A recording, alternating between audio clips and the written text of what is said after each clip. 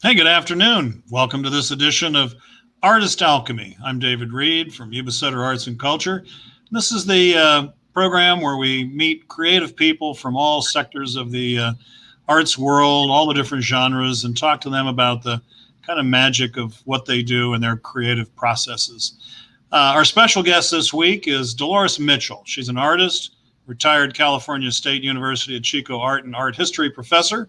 And we're delighted to have Dolores with us today. Welcome. Thank you, David. So good to see you. This has kind of been my standard question for the last year. Dolores, tell us, how's your life in the times of COVID? Even though we're kind of coming out, but what's your experience been like? Well, I think for an artist, there's something about being an artist that you're a recluse by definition. So I became more so. What the major difference, and it was a gradual thing that happened, when I didn't go out a lot and find new source material, I started being more imaginative. And I started a series of what I call dreamscapes, where they were scenes I had become thoroughly familiar with, such as the Sutter Buttes. And instead of doing them quasi-realistically, I did them as if I was dreaming about them, which simplified them, and I was able to use color, I think, more magically. It was good.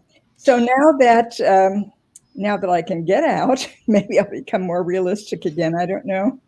Did you work from this past year? Were you working from reference photos or just imagination? Or I had I've got about 1,000 reference photos, but I also do a lot of drawings, and I never use the reference photos exactly, but I do use them for such things. If I'm doing like farm equipment, I'd like to get the wheels right and that sort of thing. Sure, good point.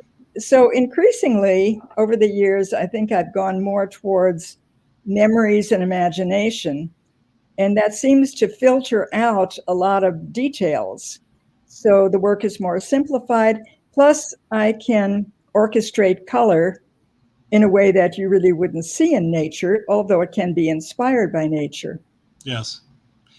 So in a perfect world, you'd be doing more plein air painting, or? You know, I've never encountered that perfect world. I mean, is that your preferred approach to, I know, some of the landscapes? It used to be when I had retired and had just gotten back seriously into painting. Then I used to go out into the fields a lot and work from life models a lot. And gradually I've accumulated a lot of understanding of the materials, and gradually I've become more reliant upon my memory and imagination. Incredible. And as you'll see in a little bit when we look at some of Dolores' work, it's you've got quite a memory. So where'd you grow up, Dolores? Who are you? And tell us your origin story. Okay, in 1 minute. Or 5 minutes or 10 minutes. Hey, I grew up in Chicago. Oh, I love Chicago. Yeah, I love Chicago too. They have some art and art museums there, I hear. Oh my gosh. In a working class neighborhood. Chicago, if you know it, is divided into ethnic sections. You bet. So there's the Polish section, there's the German section. Well, the interesting thing about where I grew up, which was by Garfield Park, is that you had 4 ethnic groups meeting. It's like, what is that place in Colorado and Arizona and the 4 states? Four corners. Yeah, we were the 4 corners. So we had Polish, Irish, Jewish, and German all meeting. Wow. Yeah, so what a blessing. Yeah. It was kind of a dangerous neighborhood, Yeah, it was. At least my mother thought so. She kept me in a lot, and she had grown up in a farming community in Canada. So everything seemed very dangerous in Chicago. Yeah. Relatively speaking, I'm sure, yeah. Yeah, so the good part was that I did a lot of art when I was hidden inside the house. Yes. Good Yeah. use of your time. Well, it's interesting you mentioned that diversity, and in an urban setting, I could see where there might have been some conflicting interests, shall we say, and I think we understand that that can be a difficult or challenging environment. It's interesting living here now in Yuba Sutter, and I grew up in Los Angeles and then lived in Washington D.C. for 20 years. And what I love about Yuba Sutter is this tremendous ethnic diversity that we enjoy here, it does have, which, yeah. and for some reason, until this last year, I just kind of assumed adjoining counties had similar diversity, which is absolutely not the case. Yeah. We're very unique here in Yuba Sutter, and again, I see that as just a blessing, because for a curious guy like me and learning new cultural traditions and meeting people from different parts of the world, it's just such a great opportunity, and we work very hard at the Arts Council to celebrate all of those different cultures and ethnicities. So it's interesting you had that background. So when did you leave Chicago? I was, how old was I? 22. Had you been to college at that point, or I think, didn't you go to UCLA and train there? Yes, but that was a long way in the distance. I didn't return to college until I was 33. Oh, So, really? Okay. yeah, I did other things in between, including getting married. Mm-hmm. But in Chicago, I think what you were interested in, how I got started in art. Yeah. And it was the encouragement of teachers in grammar school and high school.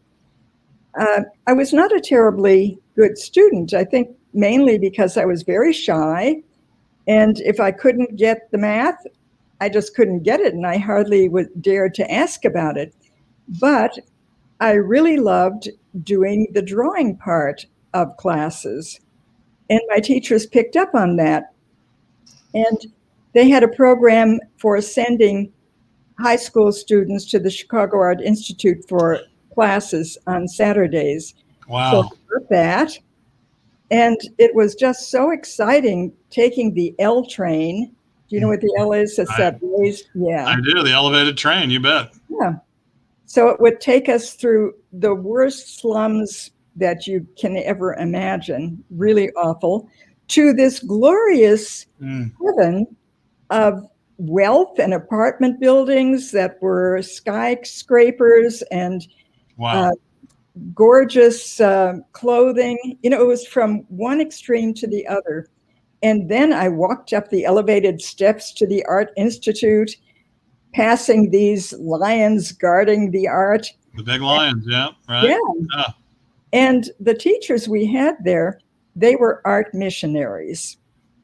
They totally believed that we could open people's eyes to the beauty of life and to brotherhood, and that we had this mission in life, which I took very seriously. And we were connected to this whole legacy that was in the Art Institute. We were like them. Well, I didn't exactly think that, but it was very inspiring period for me. So was that the formative time when you started to think, hey, I might want to do this and become an artist as a result? Yes, absolutely. Wow. And then the other thing that really got me sold on it, I made money at the age of 12.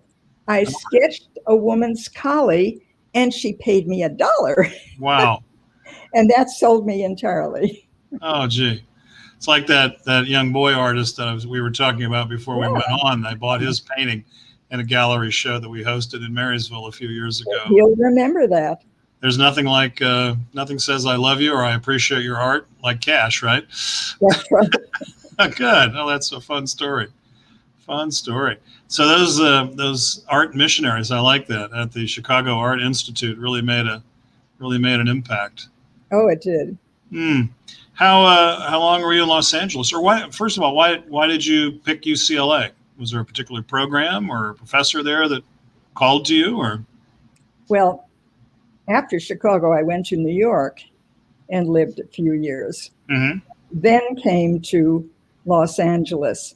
And my then husband and I opened a coffee house called the Fifth Estate in Los Angeles. Really? Yeah. And it was on the Sunset Strip. Wow. Part of the Sunset Strip riots. It was quite. Oh, wow. Yeah. Sunset and what about? Sunset and you know where the cowgirl would spin her hat? Oh, yeah. Oh, my gosh. Right there. So right by Schwab's. So I'm trying to remember if I was ever in there. Maybe so. Gee, that's So amazing. it was at that time that I started going to UCLA and figured that, well, I was just very fascinated by learning. And so I entered the art department and was a painting major. Mm-hmm. That's probably not a good time to be a painting major at UCLA. Well, because I had the impression that the instructors were superstars in their own right, but they really could not teach. Interesting. And weren't particularly interested in teaching.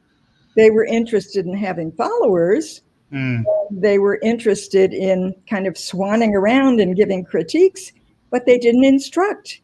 Wow. And I'll have to say I did learn something anyway. So I did learn to be a lot looser and that art could be almost anything. Yes. I did learn that.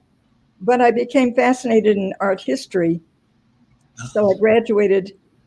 My BA was a double major, art history and studio art, and then I focused on art history. Fascinating.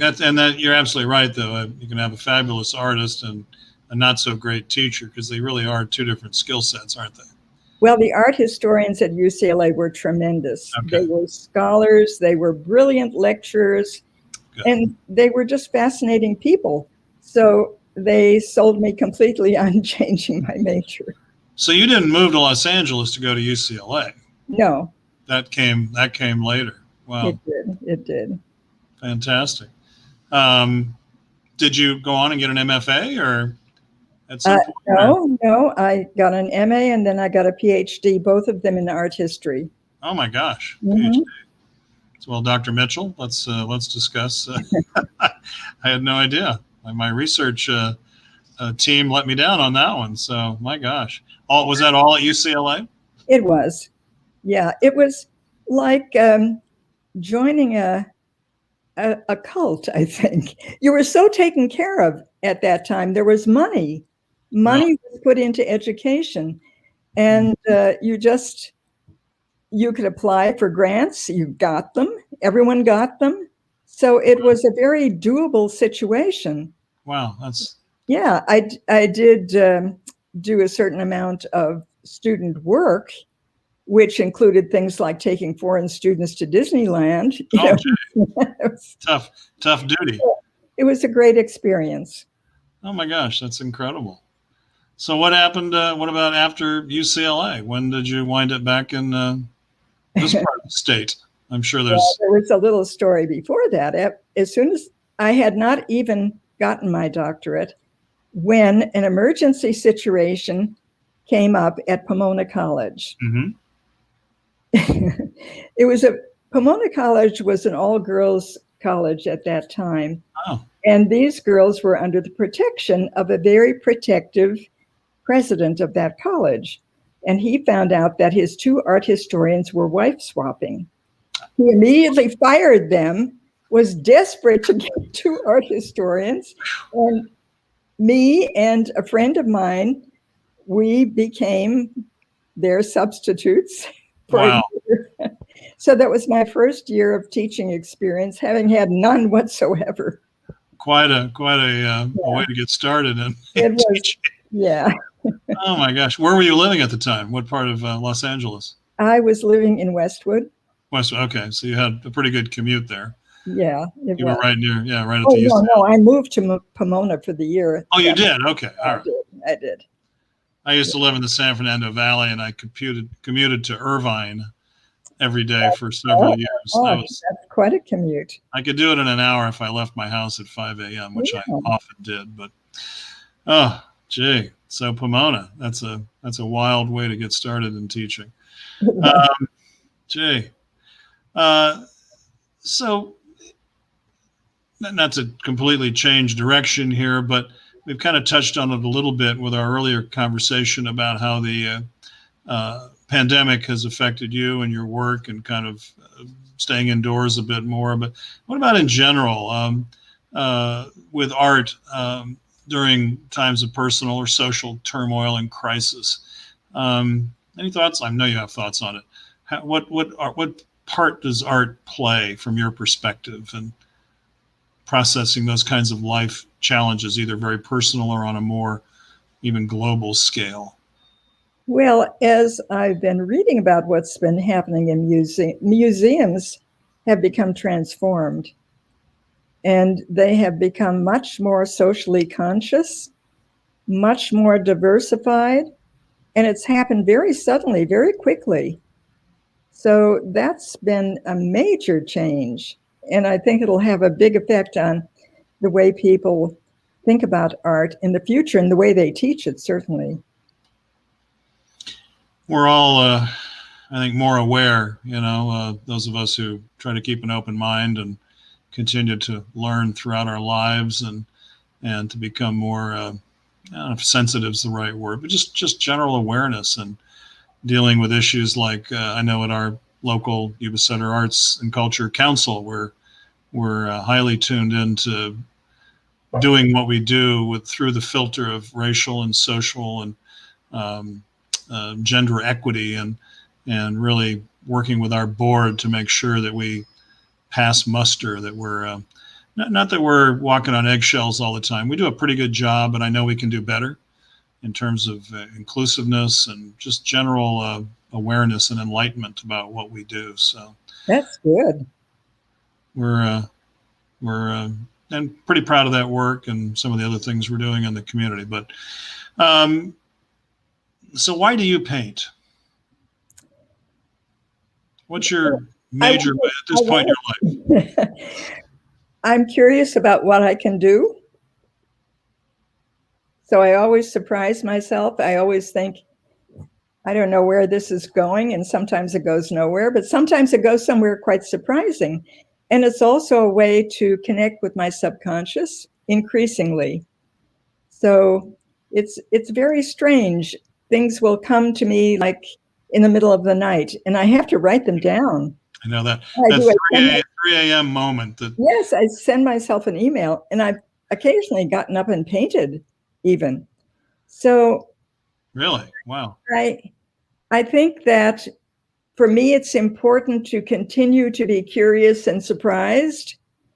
So I don't like to repeat myself. And I think if I had to make a living at my painting, I would really need to. So if you are a gallery artist and that is your career, if your gallery representative is successful in selling a certain kind of work, well, that's your brand then. You have developed a brand. And I don't like to do that. So you experiment a lot? Yeah, all the time. I surprise myself all the time, which means that I also have a high failure rate. Hey. That's how it goes. There's all kinds of great quotes about failures. I can't think of it right now, but they're all in service to a higher calling, I think.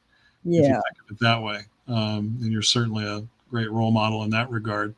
It's funny you mentioned those 3 a.m. moments of clarity, and I write a weekly newspaper column, and I can't tell you how many of them I'll get stuck, total brain lock, and it's due on Wednesday and Tuesday or Wednesday morning at 3 a.m. It'll come to me, and once in a while I'll write it down, but it's just funny, I don't know if it's an age thing or what it is, but those middle of the night epiphanies, so. The strange thing is like it's not even me. It's something else that I've tuned into. It's very strange because I have not even thought of the issue, and suddenly it's there. Well, who said that? Not me. Wow. That's so interesting to hear you say that. I'm just intrigued by that. Oh, golly. So back here on Earth, talk about some of your experiences as an arts educator at Chico State. Talk about that part of your career or Well, I taught there for 30 years. Okay, that was the career, yeah. Yeah, and I thought it was a really splendid art department. And the painters and sculptors there, they did have things to teach and proceeded to do it very effectively. They were very student-oriented as a department. Good to hear. Yeah. And I loved working with art students. They were just some of the most imaginative, vulnerable, interesting people that you'd ever want to meet. Always curious and very sweet, very generous. I really enjoyed the students a lot. You have to be vulnerable to be an artist? Yeah, you have to be willing to show your feelings. You have to be able to admit you're wrong. You have to take a chance and fall on your face. So, yeah. Plus, there's not really a lot of appreciation for, there's not as much appreciation for the arts as there could be. Yes, you're speaking to the choir there. Well, we're working on it as a nation, but President Biden has actually proposed a 20% increase in the NEA's budget. So that's great. Yeah. Get it up to a whopping 180 million if it goes through, or something like that, somewhere in that range. So at Chico State, you taught art history, and did you teach some studio art classes as well? Oh, I taught only a couple when there was really someone went on leave or something like that. But it was demanding enough to teach the art history part of it. And I taught everything from Italian Renaissance to the 20th century, now the 21st century. And I also did a course on film. What else did I do? Oh, did you really? Film? Yeah, Just film? Oh. Just a retrospective kind of class? Any particular focus in cinema? Or? Well, it was basically the aesthetics of cinema. Okay. I also had students do film projects. Really? Yeah. We were also very involved with theater, with film in Chico. So my husband and I started a pageant theater originally. And later he went on to manage the theater in Red Bluff. No kidding. Yeah. So I was allowed, I had really complete freedom to design my classes as I wanted to, which I think is one of the major gifts that you can give an educator. Let them do what they're passionate about. No kidding. And don't interfere and don't have all these rules and regulations. Good for you. Boy, that must have been, what an exciting opportunity. What change did you see in your 30 years in the art department? Yeah, there was a lot of change. It was budgetary was one of the major changes. When cut kind of a thing? Cut, and bigger classes and less help.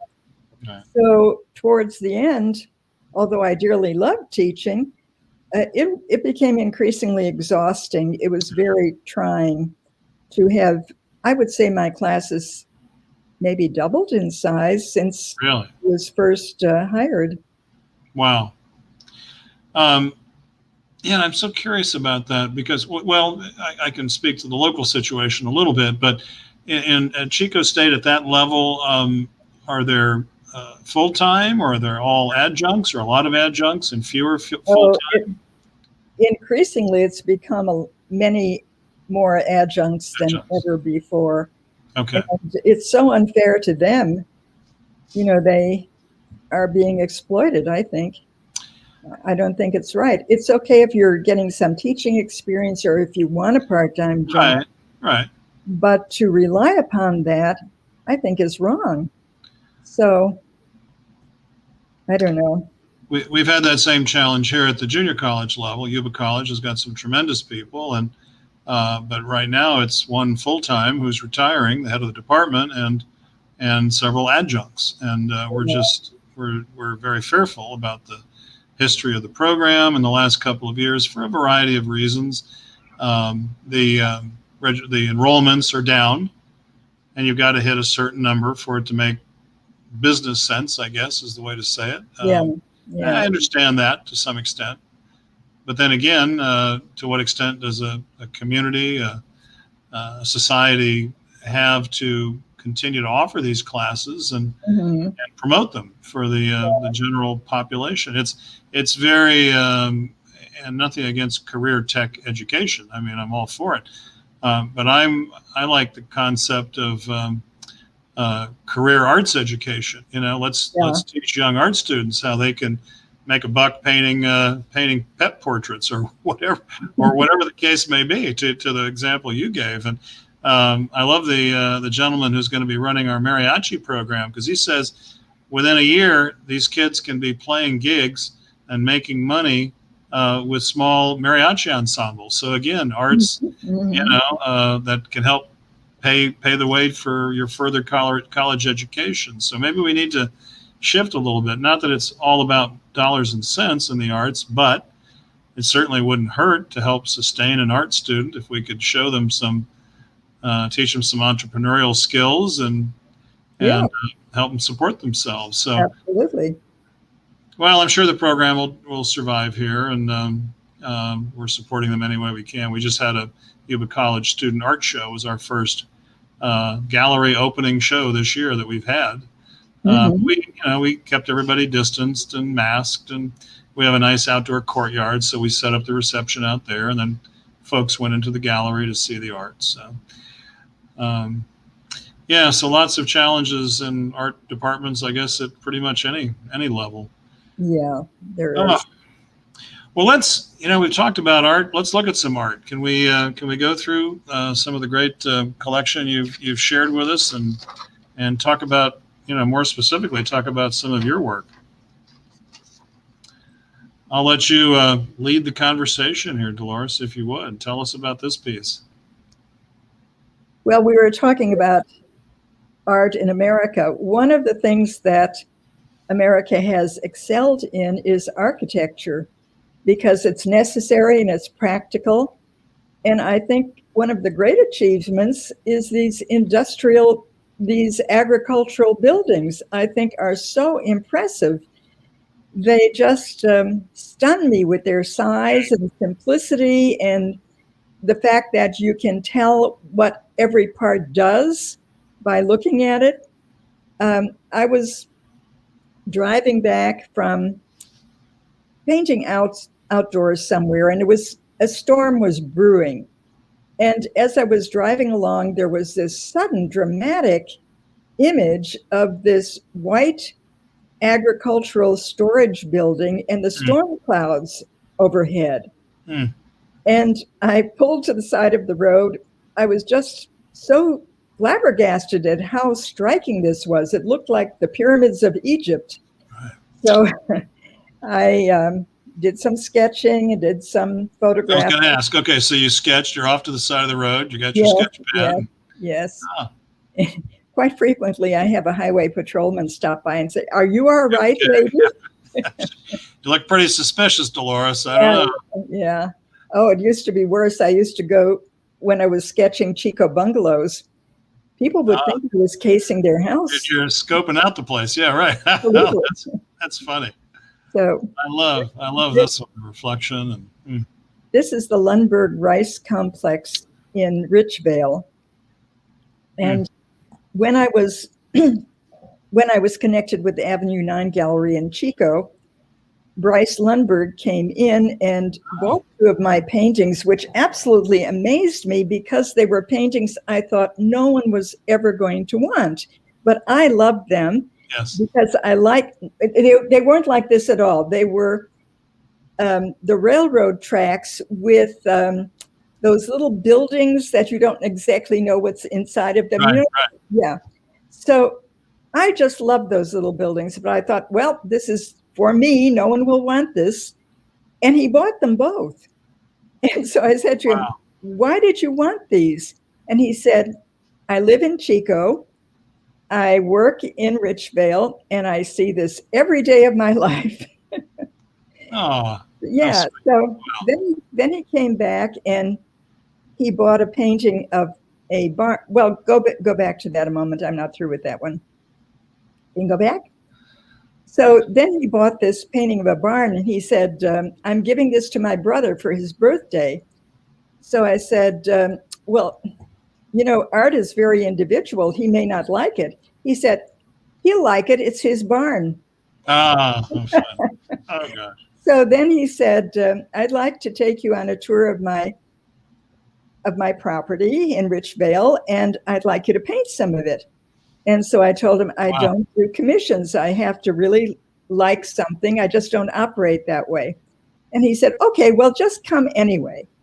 So he took me in this old pickup truck with his spaniel in the back. And we turned onto this private road, and I was totally stunned. Oh. I'm not exaggerating very much. And it was one of the hottest days of the year also. He had a Japanese cameraman come out to shoot in the rice fields, and the guy fainted. but we had gone fairly early in the morning. So I was just stunned by this complex of buildings. You know that film Metropolis? Yes, of course. Fritz Lang. Yeah. Me of that. Yeah. Yeah. Very modern, weird kind of early steampunk. Yeah. Yeah. And fortunately, the fields were flooded. So there were all these reflections. So I was not really exaggerating. So this was one of several paintings that I did, and that he did purchase. He really liked them. And I'm going to have you guess what the hardest part in this painting, which took me like 10 times more than any other part. So what do you think? The birds. Birds? Did I put some birds? Oh, sorry. I guess that was the wrong answer. The hardest part. The sky? No. The sky. No. The buildings themselves, the shape of the rice dryers, or no. Give up? I do. Yes, please. Put me out of my misery. All those elevators at the top, all of those lines. Oh, sure. All that rigging. That was so difficult.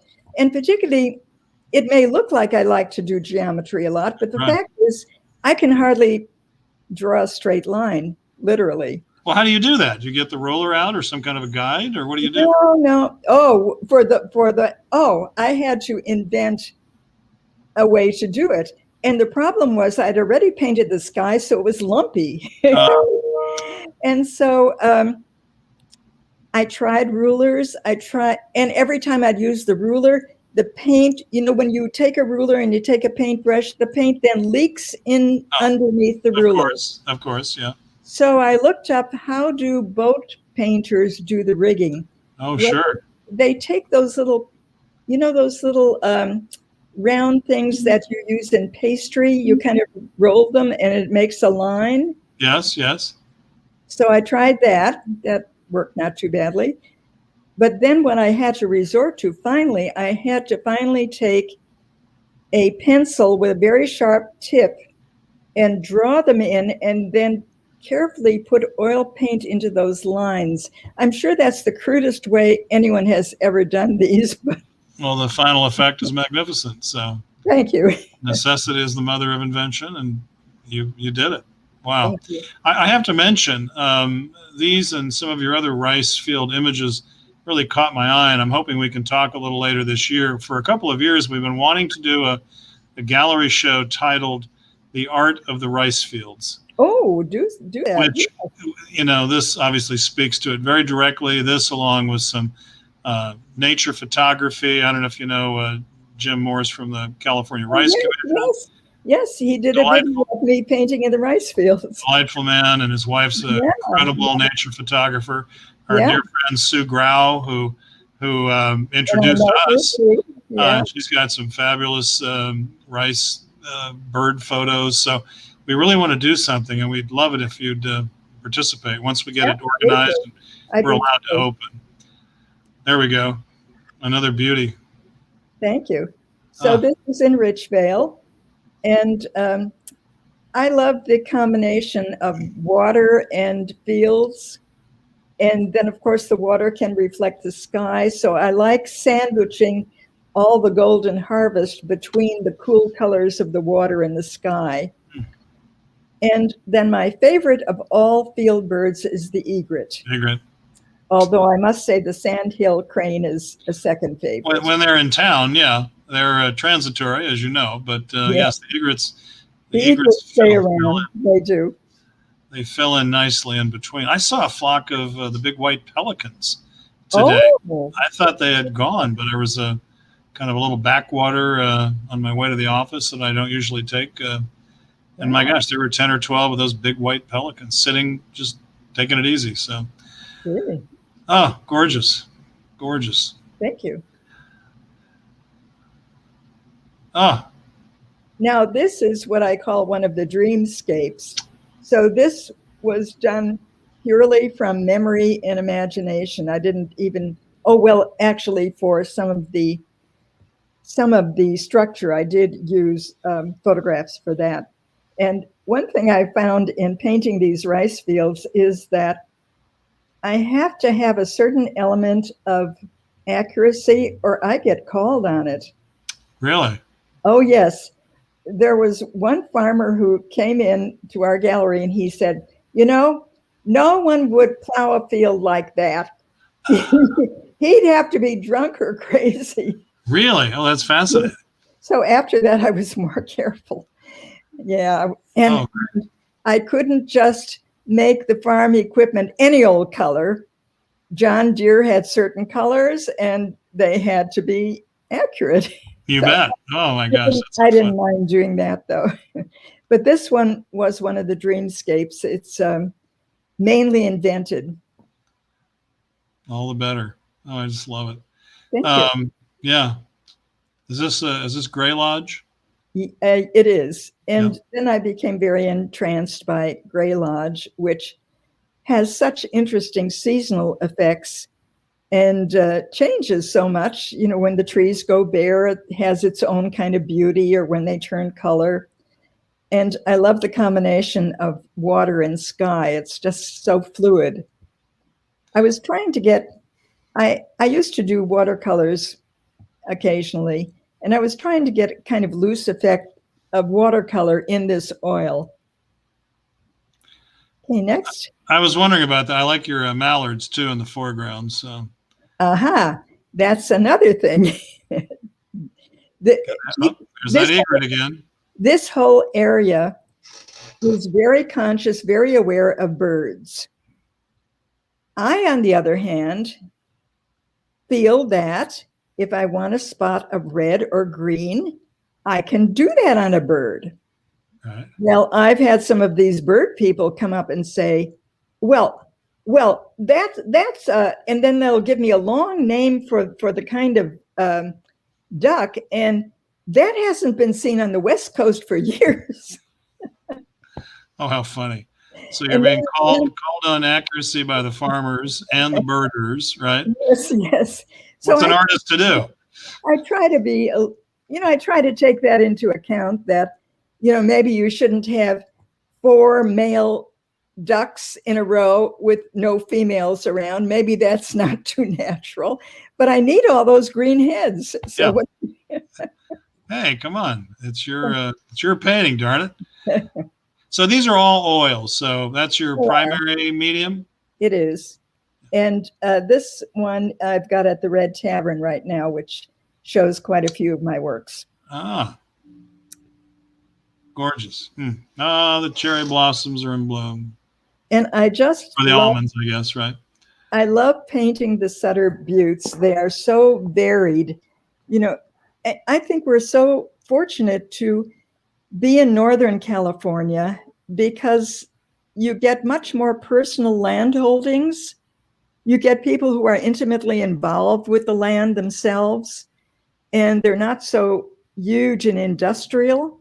Sometimes I take Amtrak down to Southern California, and I'll tell you, going through those industrial farmlands, it's like a nightmare. And it's such a pleasure to come back to an area like this, where you've got individual farms and you've got sheep roaming around and you've got a mythic mountain in the background. What more can you want? I hadn't thought of that, Dolores. That's a really good point. And I've loved living here because I've gotten to know some some of the local farmers and ranchers and having that personal connection, and they know every square inch and how much, each acre produces, and Right. and some of them have some pretty significant land holdings, but still it's somehow they've escaped some of that corporate structure that you're talking about. It is more personal. Yeah, so I really like that. They're so in touch with using the land for this productive purpose. Yeah. And their cattle roam around and look like they're pretty happy. Absolutely. Yeah. No question about it. Oh, beautiful. Now this is a dreamscape. So this is based upon the Sutter Buttes, but I'm not using sketches or anything.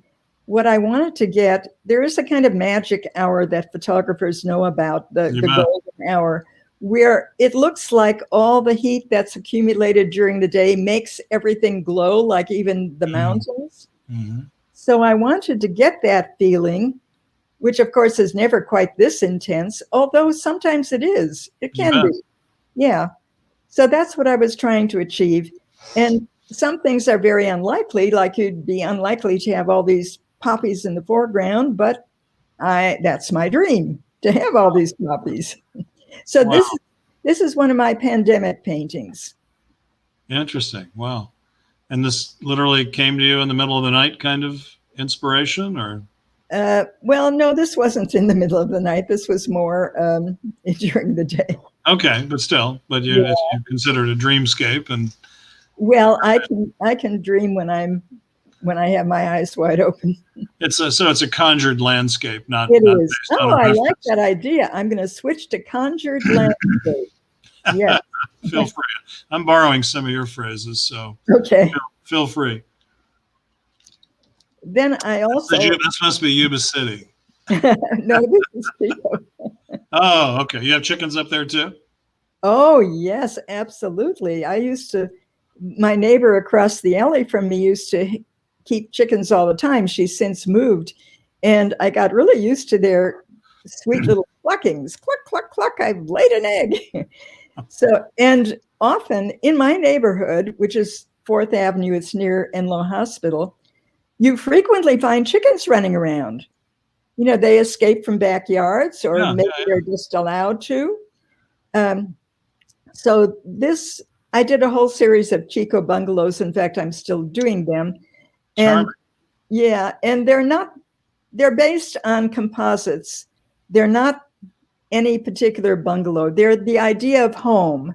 Yeah. So I always think of the bungalow as, it's almost like, Monopoly had those little houses. Yes. It's like this idea of having a home of your own. And one of the things that's important is that it's small enough to be like a single family home. And the family moves in and they always plant things that remind them of their background. So if they grew up in Chicago, then you plant a lilac bush, which I did, in fact. Oh.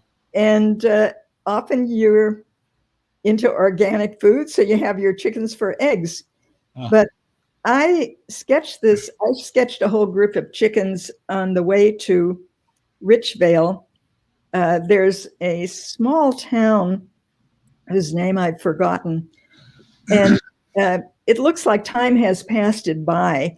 And you drive into this area and it's filled with chickens. And so I took a lot of photographs and I did some sketches of chickens, which I've been introducing into Chico bungalows. And of course, I'm putting water towers in the background, which has become a kind of Chico icon. Do any of the water towers up there have any artwork on them?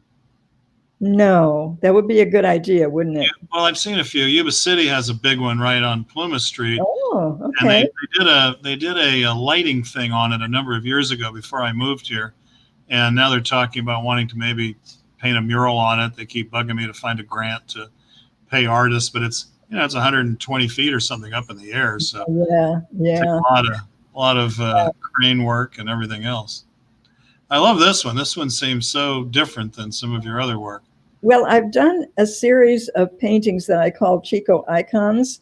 I also had done a San Francisco series, so which I didn't bring because I thought we'd be more local today, which are very abstract. And I was inspired by jazz to kind of blend things together that wouldn't normally be seen. I don't like to do like going to San Francisco and you do a painting of Fisherman's Wharf. I don't enjoy doing that. Right. But I like the experience of going up and down the hills, and suddenly you're seeing a bridge, and then you see a steeple, and then you see a can-can dancer in neon. I like bringing those things together. And so having done that series, which was about 20 paintings, I then thought to myself, well, I should think of local things. And then I thought to myself, but it's not like Chico's a real mythic city like San Francisco. And then I started looking around, and in fact, it is. I think all cities, all towns, all places have a mythic element if you can see it. So I love that concept. Well, it's true. So the water towers, people are very emotionally attached to those water towers. And what do they mean? Well, water is for survival, fertility. Life. Plus, anything that's above you, elevated into the sky, you tend to worship it in a sense. Yeah, you raise your eyes to a mountain, to the thunderbird line, to a palm tree. That's part of its appeal. That's part of its glamour. It makes you look up and forget daily life. I'm going to call you to help me on my next grant narrative. Oh. So then I'm looking at signs around Chico. The Thunderbird Motel. Well, that's a Native American symbol that's been appropriated. Is it still there? The Thunderbird? Oh, yeah, it is still there. It's become like a historic monument. Okay.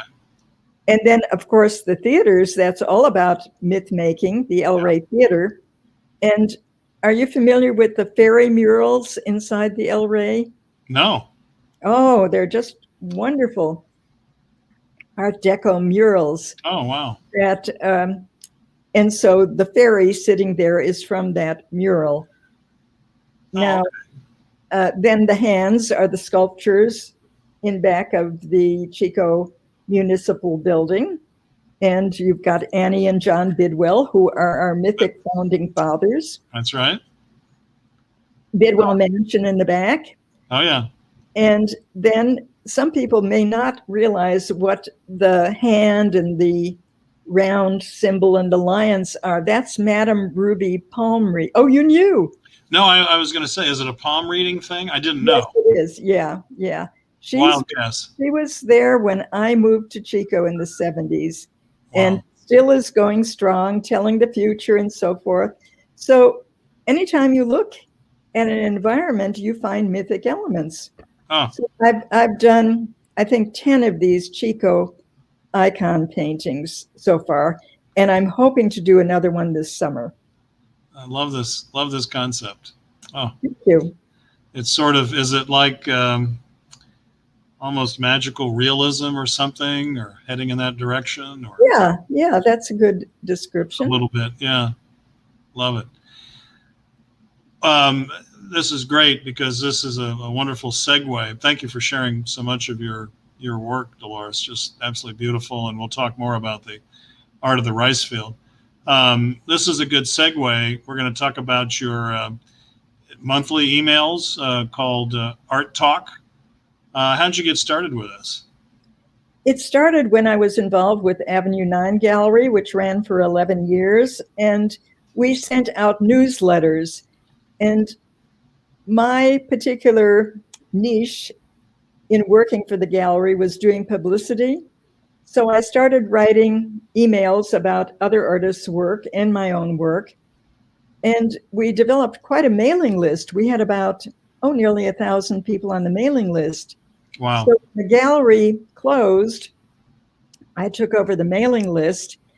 And for a while, didn't quite know what to do with it. But I thought, okay, well, I'll talk about my own work and other artists that I know.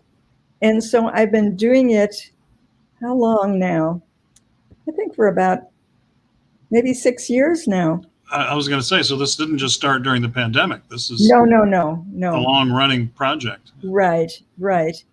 And I always start with my own work because I can talk about the stages of development. So what I do is often I'll talk about my source material, and I photograph paintings as I'm developing them. So people can see that it starts kind of primitively, it changes, I paint things out.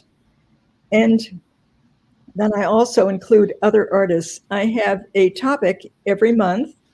It can range from color to how the pandemic affects you to the current one that's coming up, which is what did you do in art this summer? I like it. And remember those high school compositions? What did you do on your summer vacation, Jimmy? Yeah, right. Oh, yeah. So I invite submissions, and I'll tell you a secret, I accept everyone.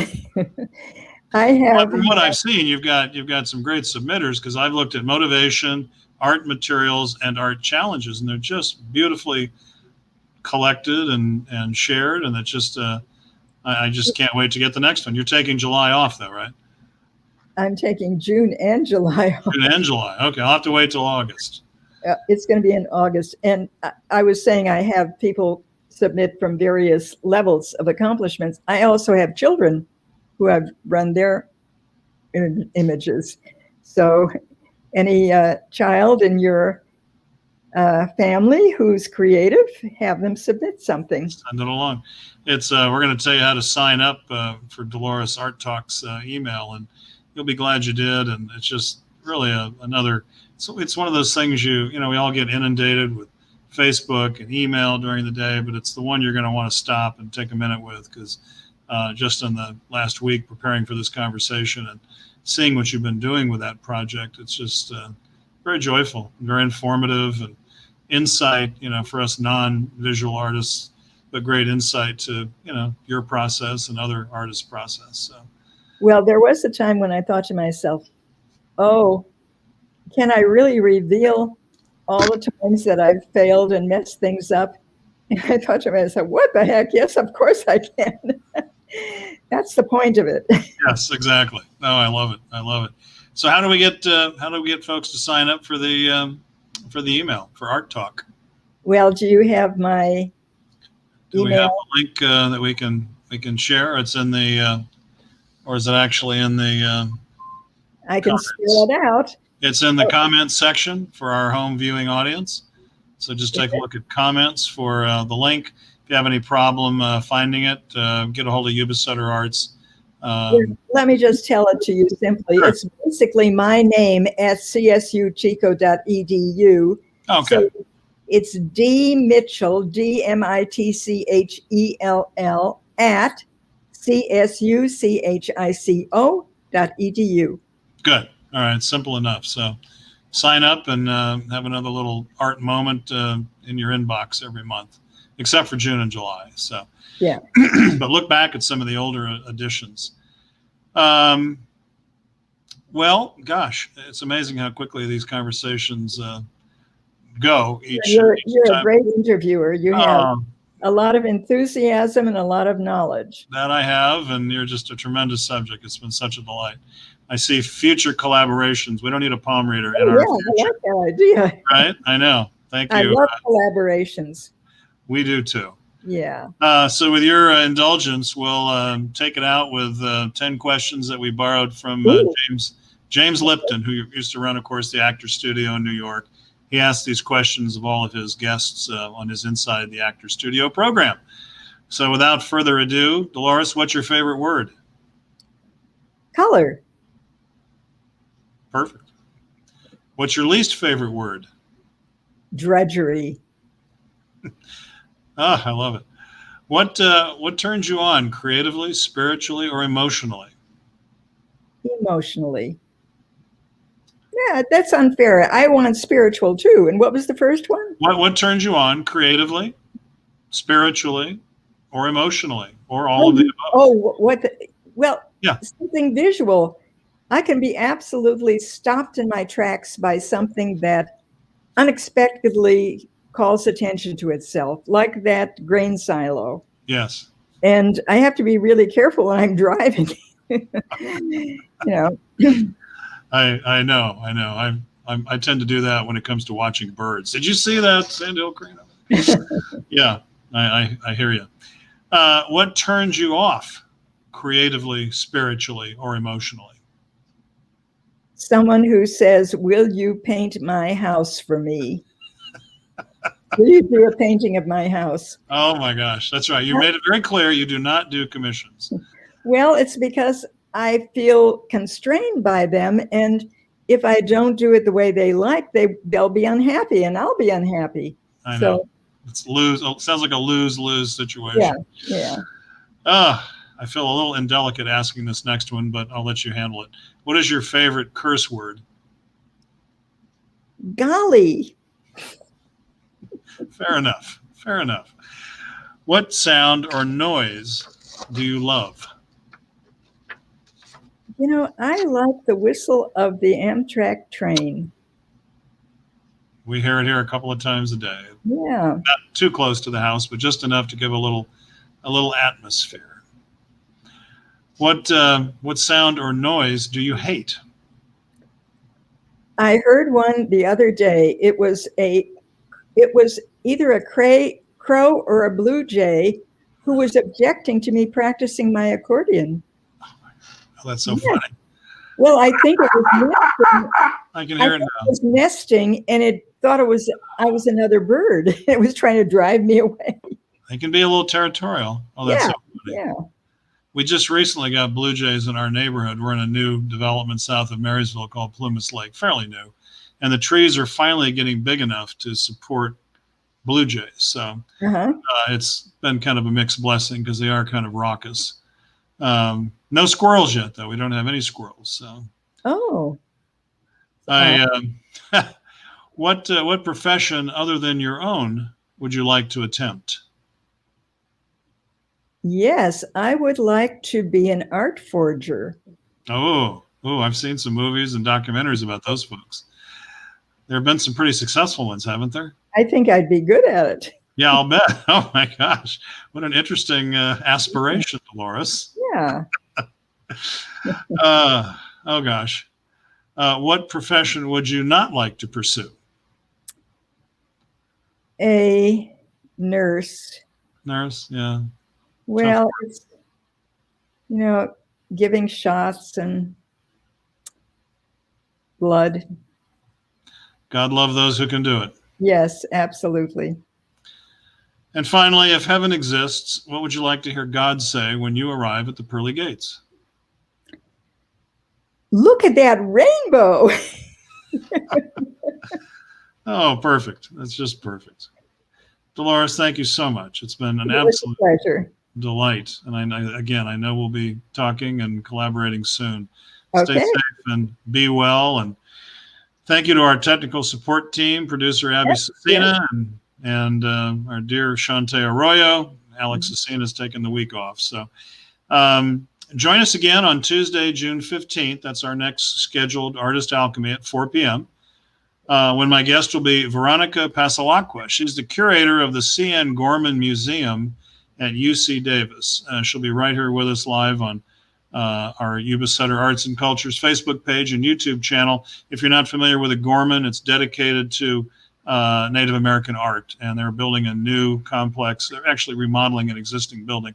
It's going to be spectacular as far as what they're doing. I had a virtual tour recently, so you'll want to learn more about that. So until next time, we're signing off. That's it for Artist Alchemy.